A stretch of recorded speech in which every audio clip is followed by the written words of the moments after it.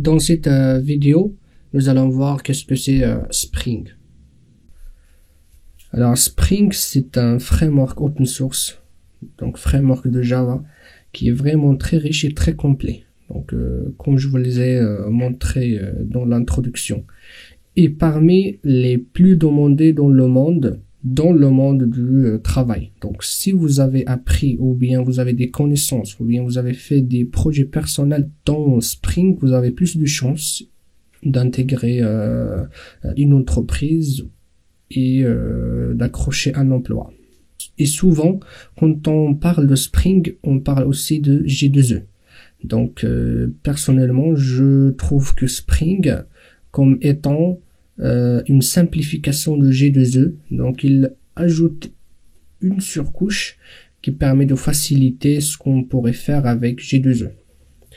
Ensuite, comme j'ai dit, Spring, il permet de développer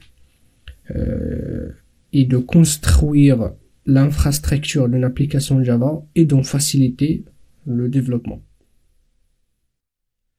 Alors dans cette partie, je vais vous parler un petit peu sur J2E. Donc c'est juste une vue générale sur son architecture.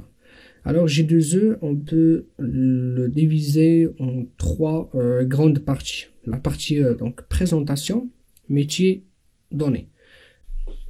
Alors dans la couche présentation, nous allons voir deux types de clients. Un client lourd et un client léger. La différence entre les deux, c'est que pour un client lourd, le traitement, ça se fait au niveau de la machine de l'utilisateur. Par contre, un client léger, le traitement, ça se fait au niveau de serveur. Avec un exemple, vous allez comprendre. Supposons que vous avez besoin de faire des calculs, donc des calculs mathématiques.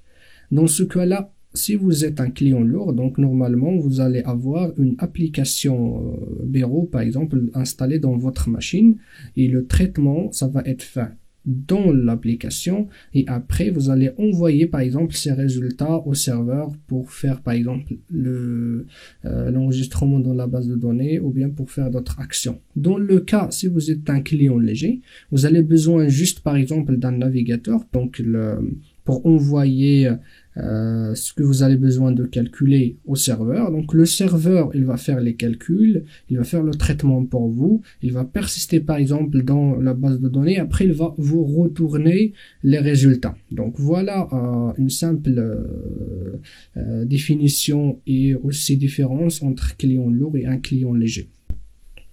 Et donc pour le client léger, vous avez besoin d'un conteneur de servlet afin que vous puissiez communiquer avec la couche métier. Et après, donc, on a la couche métier, c'est là où il intervient le conteneur EJB, EJB pour Enterprise Java Bean. Donc, je vais pas entrer trop dans le détail, mais c'est en fait, c'est le conteneur qui permet de gérer le code métier.